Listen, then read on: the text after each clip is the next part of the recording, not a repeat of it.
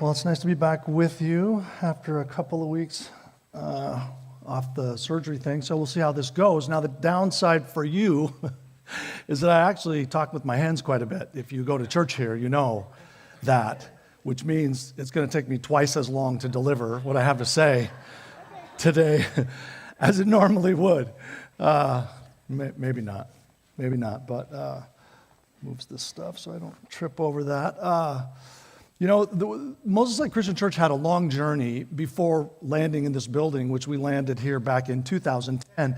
But we had offices. We met in most of the schools. We traveled. We were nomads. We kept our stuff in a trailer. My office was different places. And one of my favorite places that my office was in those years was at LeMaster and Daniels accounting firm.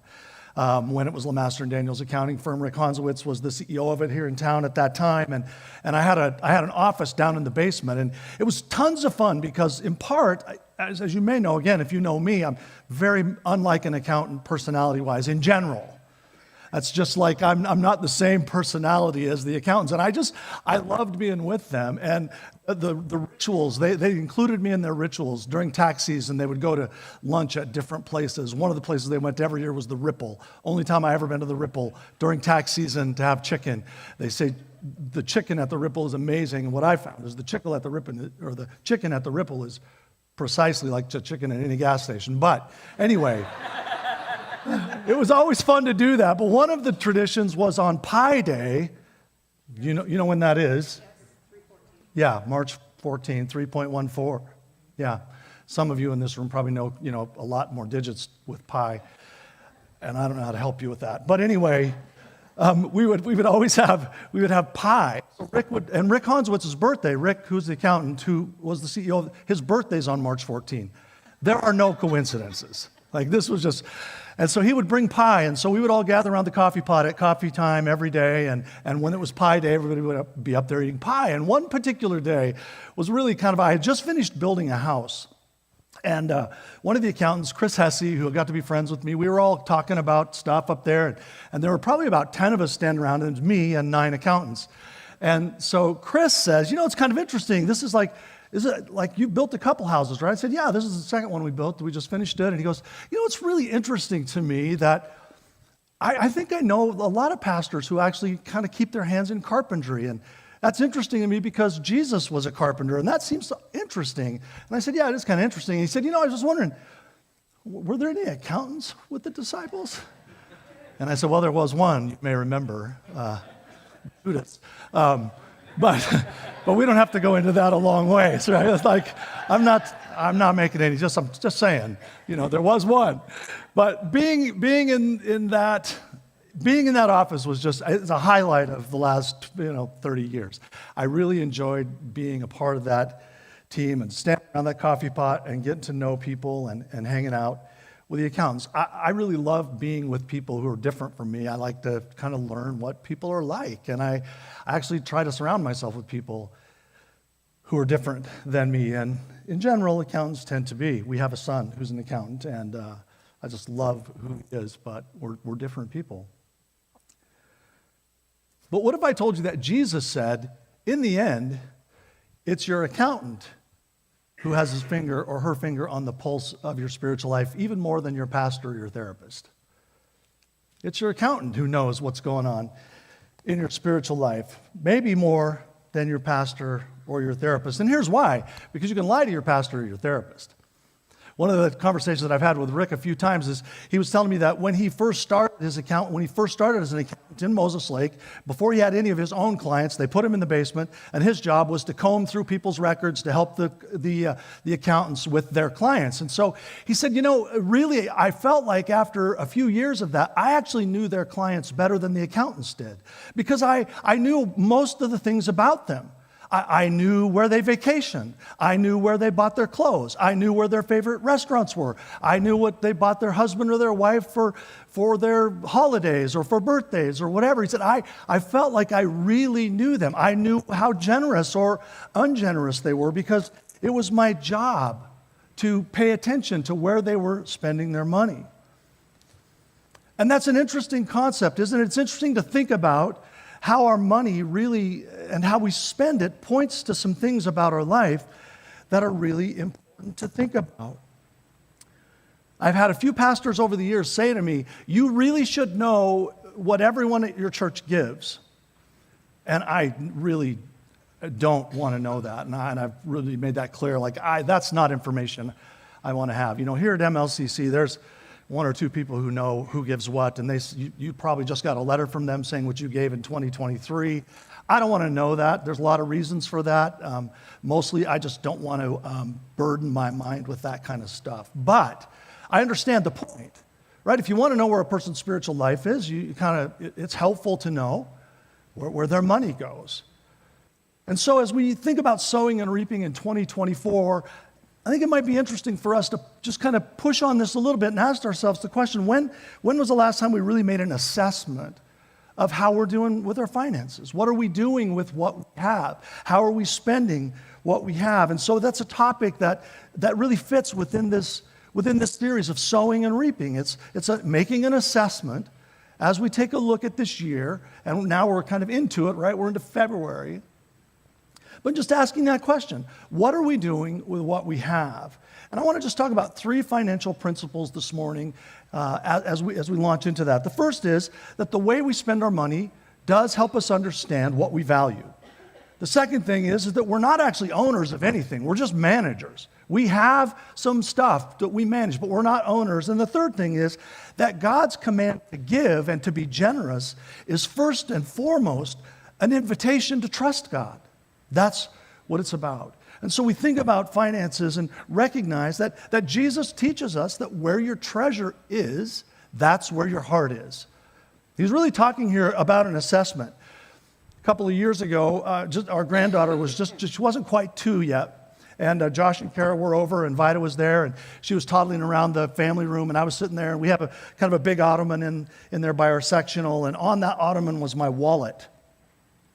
And as we were kind of just messing around, we were sitting there, Vida sort of toddled over to the ottoman, and she grabbed a hold of my wallet. And Josh looked at me, he says, "Uh-oh, Dad, Vida's got a hold of your wallet." I said, "Oh, dude, she's got a hold of way more." She can have, there's nothing in that wallet she can't have. At that point, she captured me before she was born. She had me wrapped around her finger before she even came into the world. And now we have 2 others, Arlo and Eden. And I'm just telling you, if you have grandkids, and even if you know your kids and the people you love in your life, spending money on those people, it's no problem.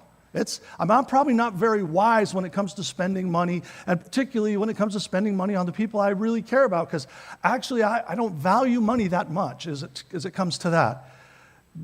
And so when you really care about someone, you want to help. There's no question about that. Jesus says where your money is, that's where your heart is. Where your treasure is where your heart is.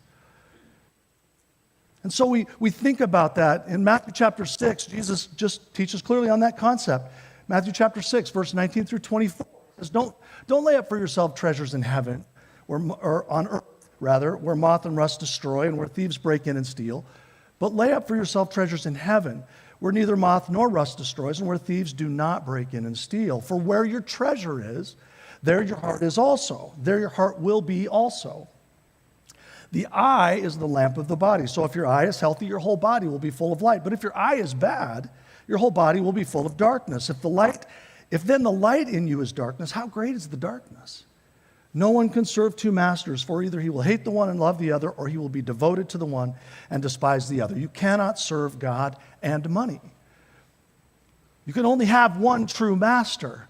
And Jesus is just pointing that out to us and saying, recognize that where your treasure is, that's where your heart is. So pay attention to where you put your treasure. We have aspirational values and we have actual values in so many areas of our lives.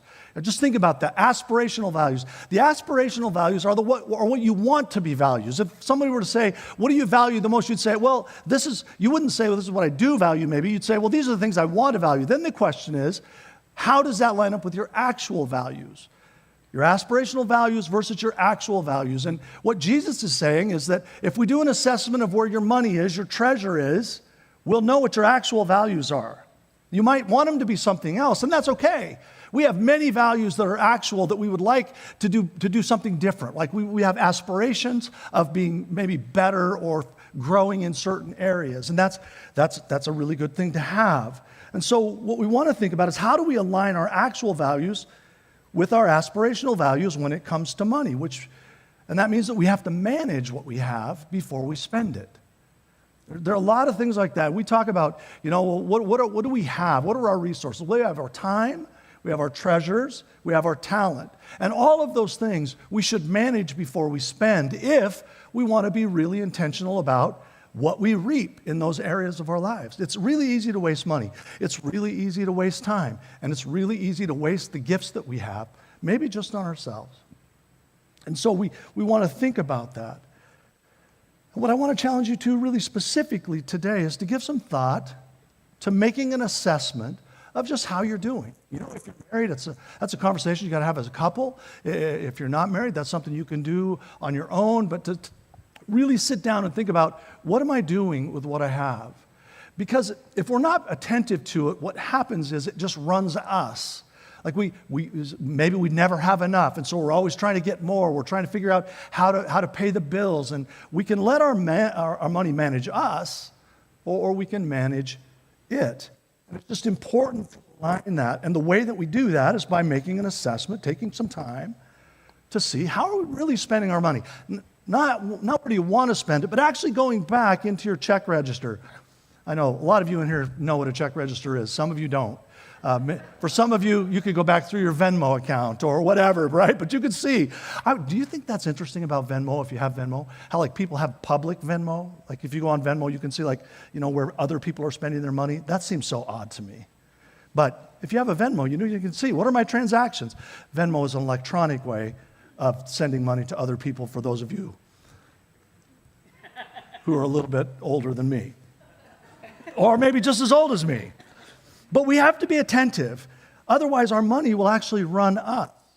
I was finishing this up on Thursday. I get a text from my friend Dwayne Cagle, who must have read the email that went out. He sent me this quote by P.T. Barnum. "Money is a terrible master, but an excellent servant." And the only way that money can be a servant is if we are in control of it, rather than letting it be in control of us. So as we think about money just a little bit, let me challenge you this year, as the year unfolds, to continue to think about and to take an assessment. Where are you really spending your money? Where is it going? It's important for you to know it. I mean, I'm not going to know it, but it's important for you to know it. But that's something that Cheryl and I have been working on a little more intentionally as last year wrapped up and as this year comes into it. And it's interesting, sometimes challenging conversations. Cheryl and I don't have the same money personalities. I remember when we were getting ready to get married and we were doing our pre-marriage counseling, and the guy that was doing our pre-marriage counseling said, "Well, write down your long-term goals, your short-term goals." And we did it separately, and then we came back together. There were 6 of them, and he said, "Okay, well, let's see what they are." And one of my short-term goals actually was to buy a truck. Charlotte looked at me at that and she's like, "Where did that come from? Why would we want a truck? We didn't have a truck for a long time." But I grew up in Vail, Oregon.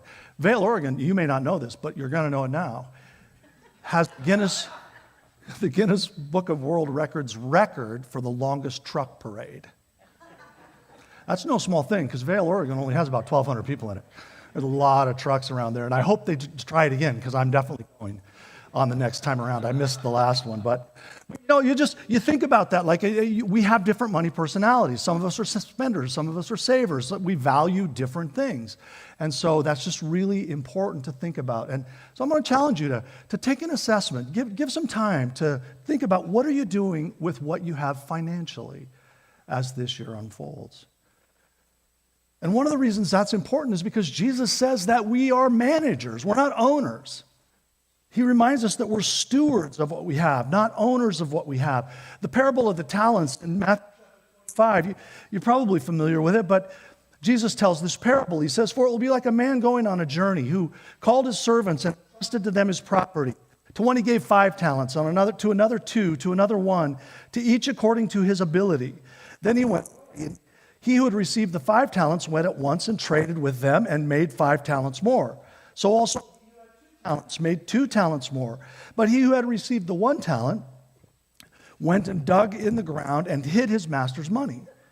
Now, after a long time, the master of those servants came and settled accounts with them. And he who had received the 5 talents came forward bringing 5 talents more, saying, Master, you delivered to me 5 talents here. I have made 5 talents more. His master said to him, well done, good and faithful servant. You've been faithful over little, I will set you over much. Enter into the joy of your master. And he also, who had the 2 talents, came forward, saying, Master, you delivered to me 2 talents. Here, I have made 2 talents more. His master said, well done, faithful servant. You have been faithful over a little, I will set you over much. Enter into the joy of your master. He who also had received the 1 talent came forward, saying, Master, I knew you to be a hard man, reaping where you did not sow, and gathering where you'd scattered no seed. So I was afraid, and I went, and I hid your talent in the ground. Here you have what is yours. But the master said to him, you wicked and slothful servant, you knew that I reap where I had not sown, and gather where I scattered no seed. Then you ought to have invested my money with the bankers, and at my coming I should have received what was my own with interest. So take the talent from him and give it to one who has 10 talents. For to everyone who has will more be given, and he will have with abundance. But from the one who has not, even what he has will be taken away.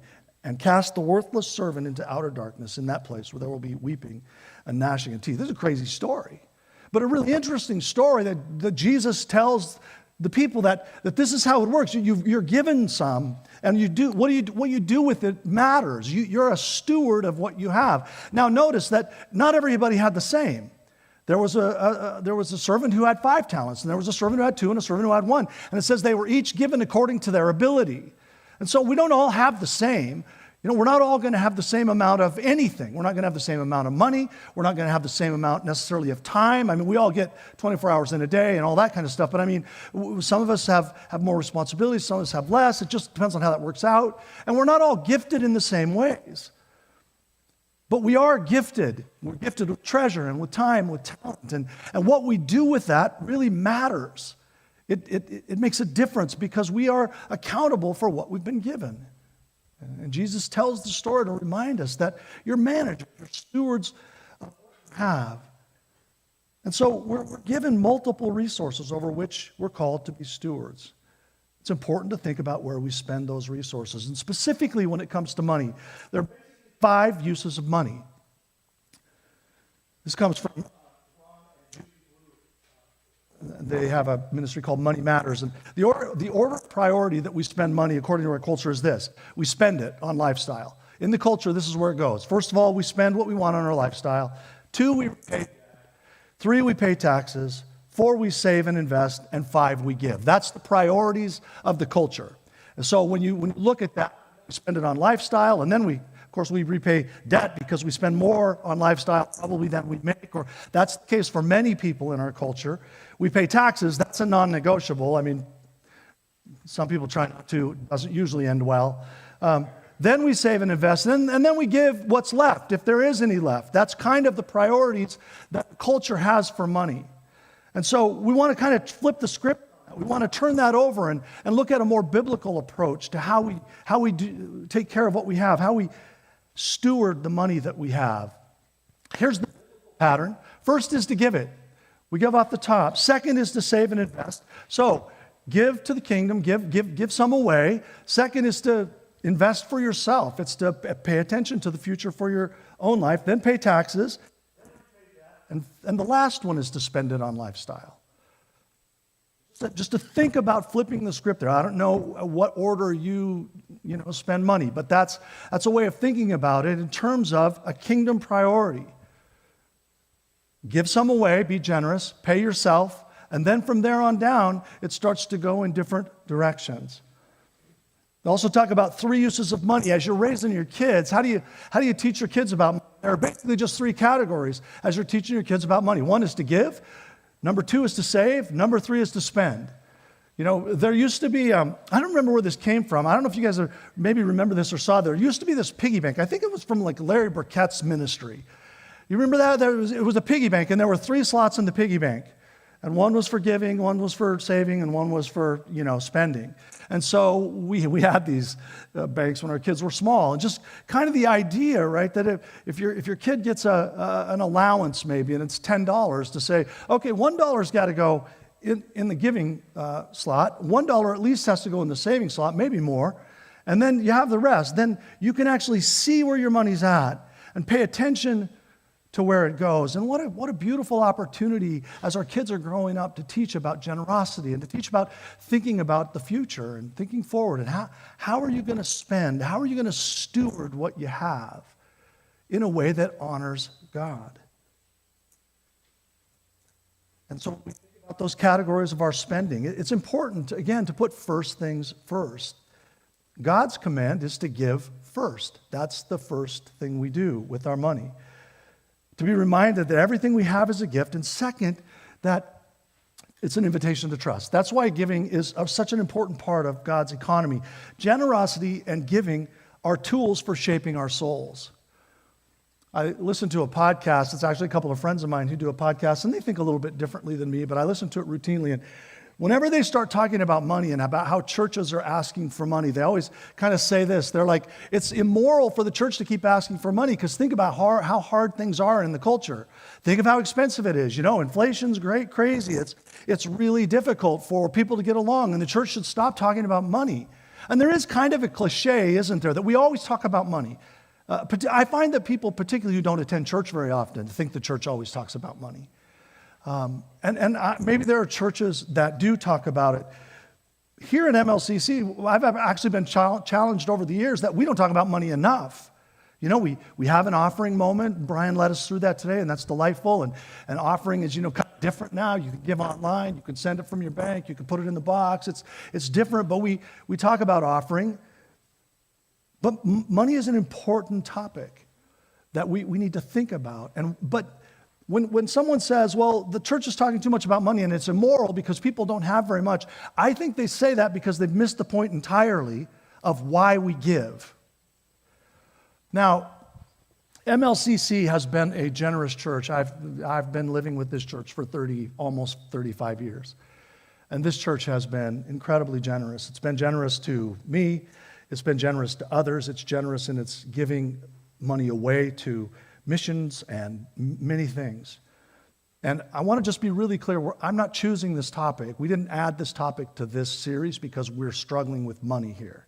It's actually a lot of fun to talk about money at church when you're not struggling with it. I mean, we had an amazing year of giving last year, and MLCC is not in a crisis financially.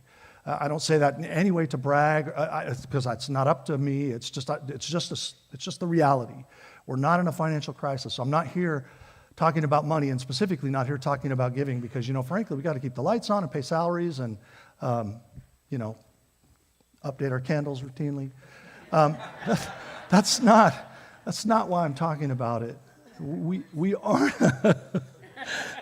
we're not in a financial crisis. We want to talk about money and giving because it's really important to the shaping of our souls. Jesus talked about money a lot. 11 of Jesus' 39 parables include money in some context. And that's just not that surprising, because the reality is that money drives our lives in so many ways. We need it, we spend it, it's how we get along, it's how we get groceries, it's how we do all the things that we do in the world. And so giving needs to be a part of what we do with our money. It needs to be a part of what we think about how we spend our money. And there's some reasons for that. One is that, first of all, giving is in our DNA. It's a part of us, our created selves, to give. Reminded in Genesis chapter 1, God says, let us create man in our own image. Like, God is generous. God is giving. And so we as people created in the image of God are people who want to give. We're created to give. We're created to be generous. In Matthew chapter 7, Jesus says, if you know how to give good gifts, how much more is your Father able to give good gifts? You reflect your Father when you give gifts. 2 Corinthians, Paul says, God loves a cheerful giver. It's good to be cheerful, even in our giving. And we see this in the biblical teaching throughout Scripture, that giving is a part of our well-being. It's a part of what makes us whole as human beings. We can clutch everything that we have, and there are those who do that. It's not healthy. It doesn't shape us in the right way. In Proverbs chapter 22, verse 9, a generous man will be blessed because he shares his food with the poor. Acts chapter 20, for we know that it's more blessed to give than receive. There's something about giving that is joyful, and there's something about receiving gifts that's joyful. Giving is a part of what makes us like God. He's generous with us, and we can be generous. You know, to hoard and protect what's been given to us creates a spiritual problem. When we try to hang on to, clutch whatever we have, first of all, it hardens our hearts towards those who are in need. It's easy to just think, if I let go of that, what's going to happen? How will I be taken care of? How will it all work? But it also hardens our hearts towards God and causes us not to trust. Because one of the primary reasons, if not the primary reason, God challenges us to give, He commands us to give, is because it's a matter of learning to trust. Giving also follows the law of sowing and reaping. It wasn't hard to figure out why to put finances in this series called Sowing and Reaping in 2024. Because Paul just directly identifies giving with sowing and reaping in 2 Corinthians chapter 9. He says, the point is this, whoever sows sparingly will also reap sparingly, and whoever sows bountifully will also reap bountifully. Each one must give as he has decided in his heart, not reluctantly or under compulsion, for God loves a cheerful giver. And God's able to make all grace abound to you, so that having all sufficiency in all things at all times, you may abound in every good work. As it is written, He has distributed freely, He has given to the poor, His righteousness endures forever. He who supplies seed to the sower and bread for food will supply and multiply your seed for sowing and increase the harvest of your righteousness. You will be enriched in every way, to be generous in every way, which through us will produce thanksgiving to God. We read a few things here. First of all, Paul says the one who sows sparingly reaps sparingly. It's an agricultural principle here, isn't it? It's not that hard to get around the idea that if you're sowing a field full of grain, you don't want to be sparse with the seeds. If you're going to be sparse with the seeds, you're going to be sparse with the harvest. It's just a principle. The sowing and reaping is a natural principle. You want to have a good harvest, you'll make sure you sow not sparingly. You're going to put as much seed as you can get in there. Obviously, there's a balance there, but he says, don't sow under compulsion. The farmer certainly doesn't. I mean, I don't know. I've never been a farmer. In another life, I would be a farmer because I love it. I love being out. I love watching things grow. I love driving big equipment. I love it. But so I don't know how the farmers are feeling today, but pretty soon it's going to be time to plant some things. Now, it may be that there are days when they wake up and go, oh man, I got to start planting. But it's probably more likely to think, well, it's time to start planting. And I got to start planting because I want to reap later. I'm planting looking at October, November. Like, let's get this going. It's time to go. It's time to roll. It could be a pretty early planting season this year. Although Cheryl and I did remind each other yesterday as we were driving home from Wenatchee, it could tomorrow become like 40 below zero. So if you're new to the neighborhood, don't think that spring is actually coming. It's a trick. And it will catch you and sneak up on you and beat you to death. So, I trust that there's not a lot of snow this winter as God's grace to me, because I love it and I can't go play in it. So, but the idea of sowing and reaping, the farmer doesn't sow under compulsion. The farmer sows because they look forward. And then be deliberate in your sowing. Paul says this, each one should give what they plan to give. It's not like, I woke up today and I thought, what should I do? I got a couple bucks here. I'll throw that in the offering or whatever. But that's a part of the assessment, like asking the question, what do I want to give? What's going to be there? 10%, probably the starting point in the biblical economy. Where does it go from there? Then what other places do you want to give? What other things do you do support after that? And then Paul says to sow cheerfully, expecting the harvest. God who supplies will generously multiply your seed, and you will be enriched in every way, and it will produce thanksgiving. That's what Paul says. Now, this is not a sermon about if you give $1,000 today, you'll get $10,000 back. I don't think there's any biblical precedent for that kind of an idea. God doesn't always necessarily bless us by giving us more of what we gave. It's the heart of blessing that comes back to us. It's the way that our soul is shaped when we give, in part because we're not just hanging on to things and living a life of scarcity, because we're afraid if we give some away, how will it come back?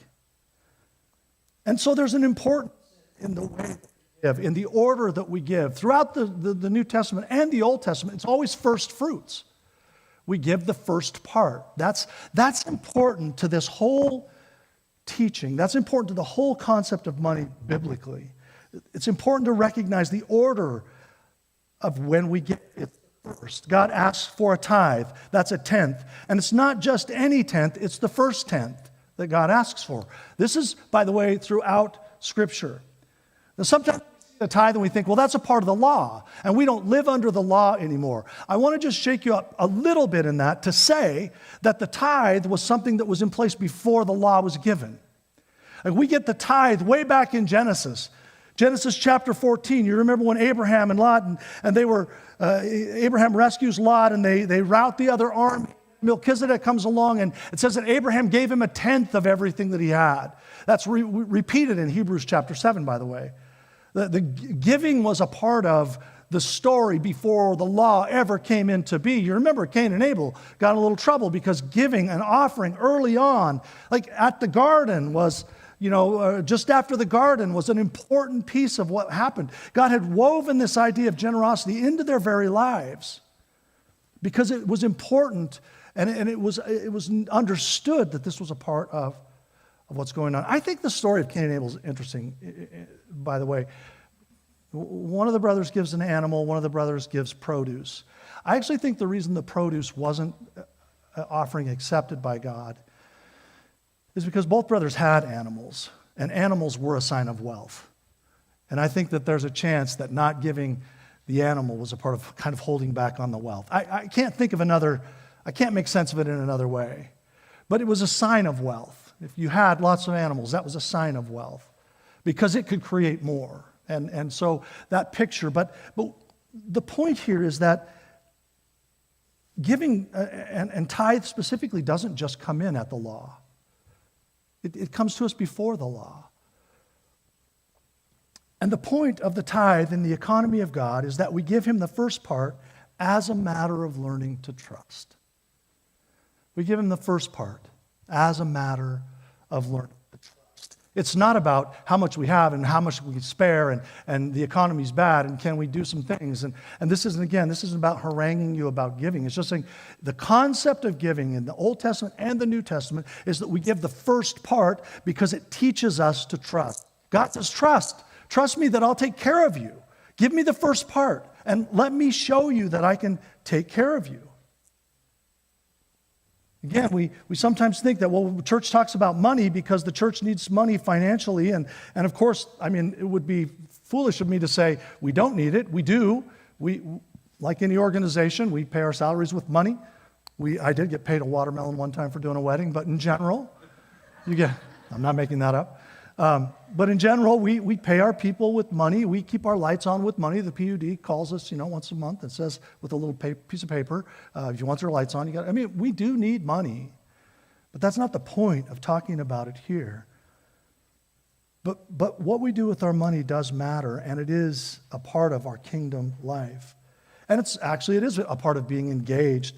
Last week, Phil produced this little bookmark, and hopefully you got one of these. And if you didn't, I encourage you to get one. But this talks about what does it look like. So Moses Lake Christian Church is at its best when we're all engaged in authentic, life-giving relationship with God and with others. And we've been asking ourselves a question here as a staff, a leadership team. What does it look like to actually be engaged? And we think it's a few things. It means to be connected weekly in worship, to show up here.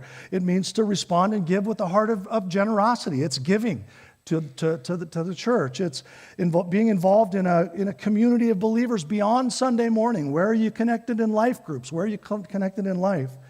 It's serving in a ministry here at MLCC. Lots of places to serve. Being engaged means serving. So it's important to be a part of that. And then it's inviting others to be a part of what we're doing here. And so being engaged does involve giving, being a part of giving here. It's part of our life. It's hopefully a part of your life as well. But there's more to it than that. It's not just because we need money. We're actually recognizing that God's purpose in asking us to give is learning to trust. Think about how many Old Testament and New Testament, but Old Testament stories are so odd when it comes to giving. I think one of my very favorite stories is a story that we find in 1 Kings chapter 17. It's the story of Elijah and the widow of Zarephath. You remember the story. There's a famine in the land. And God sends Elijah to a widow. Now, this is exactly what the text says. God tells Elijah, I have commanded a widow there to provide for you. Okay, of all the people you could choose, God, really, seriously? I mean, it's a famine, and you choose a widow who has one son, and that's who's going to provide for Elijah. God says, I've commanded a widow there to provide for you. And so Elijah goes along, and he finds this widow, and he says, hey, make me a loaf of bread. And she says, well, I can't. I only have enough. And this is literally what the text says. I only have enough to make one more cake. I'm going to build a fire. I'm going to make one more cake. My son and I are going to eat it, and then we're going to die. That's literally what she says. We just enough flour and oil to make one cake. I got these few sticks here. I'm going to make a fire. I'm going to make the cake. We're going to eat it, and then we're going to die.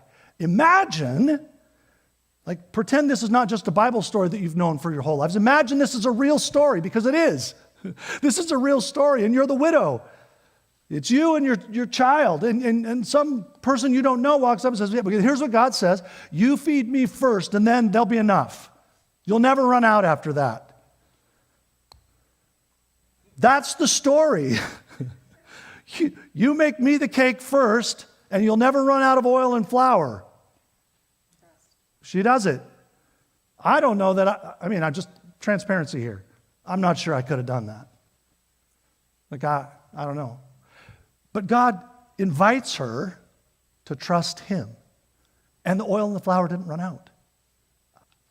There's no explanation for that aside from God. But that's the story. How many stories do we read in the Old Testament in particular, but also throughout Scripture, where God says, you give me the first part and let's just see what happens. This is the kind of trust that God's looking for. Another one of my favorite stories is when the children of Israel are about to cross into the promised land and they come to the Jordan. And go back and read this story. But I love the story so much because this is what it says. Send the priests, send the people out carrying the Ark of the Covenant. You send them into the river. It's at flood stage. Not a big deal. Just hang in there. This is going to work. Trust me on this. And he says, when their toes hit the Jordan, then I'm going to hold the water back. Well, God could have held the water back any time. It literally says, when their toes hit the water. God's saying, no, I want you to go first. I'm asking you to go. How often God asks us to go first? We don't see the end of the journey. Abraham, go to a land that I'm going to show you. Okay, where is it? I'll show you. It's really interesting. I'm reading this book, and the guy just makes this point. From the beginning in the garden, every time that God sent them out, they went east. And east was away from God. East is a picture of going away from God. Every time they went east. Adam and Eve went east out of the garden. Cain and Abel went east. It's always east until Abraham. And when God calls Abraham, Abraham goes west toward God. This picture of, no, trust me in this. I don't need you to see the end of the journey. I need you to see the beginning. I don't need you to see how I'm going to provide for you. I'm just telling you that I will. And I need you to take the step. And that's how grace works too. Have you noticed? You don't get grace for what you're not going through. You get grace for what you are going through. And so you don't get it until you're going through it. This is a picture of what God is doing in our lives. And this is what giving is about. Don't miss this. This is why we're asked to give the first part, because it's a matter of training ourselves to trust God. It's one of the few areas that God says, test me. In Malachi chapter 3, he says, you've been robbing me. How have you robbed me? Well, you're holding back your tithes and your contributions, and you're going to be cursed because of it, because you're going to start to believe that everything depends on you. And when you believe everything depends on you, you live in a mindset of scarcity, and that just shrivels up your heart. But trust me, test me in this, that if you give the first part to me, if I won't just cover it with blessing. Whenever we drift away from God, generosity leaves our lives. God calls his people back to giving. And generosity blesses our lives. So we learn that it's not about us. It's been a really interesting couple of weeks for me. I'm just 2.5 weeks out of surgery, and as I said, this church has always been generous. And Dana asked me before I went into surgery, she said, well, would you like people to bring meals? My initial thought is no.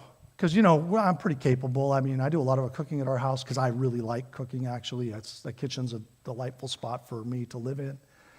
And so it's kind of, I don't think we need it. I think we're going to be fine. And she goes, well, why don't you ask Charlene? I said, okay, I'll ask Charlene. So I didn't ask Charlene. And then another week went by, and Dana said, what do you think about the meal thing? I was like, I don't really think we need it. And then I started thinking, well, maybe we could use it. And then I asked Charlene, and she goes, I don't know. We could probably use it. Maybe it would be nice. And so I said to Dana, sure, that's fine. If you want to do it, it's great. And I'm going to just tell you that it was so awesome to have people bring us food, because I didn't realize how incapable I was going to be, actually. I mean, truthfully, if it weren't for Sonicare, I couldn't brush my teeth. I mean, I'm right-handed. I can't do anything with my left. I mean, I can do a few things with my left hand, mostly guide things to my right hand. I could do, but to have people show up at your door, right, knock on your door and hand you food and say, for one thing, you just get to eat the most fantastic food you'd never cook for yourself, casseroles that I didn't even know existed, and things that I was just fantastic. And just, when you need help, generosity is an amazing thing, and we have so experienced it. And I've experienced so much generosity from my wife over the last few weeks. I can't tell you what I need help doing. I truly can't tell you what I need help doing, but I said to Sharon the other night, she was helping me put my shirt on, and I was like, honey, I got to just be like 100% honest with you. If this was you in the sling and it was me helping you, I can't promise that I would be as nice as you've been to me. The generosity that we get, that I personally experienced recently, has just been a blessing. But you know what causes that blessing to be real is when you actually recognize that you can't get it all done on your own.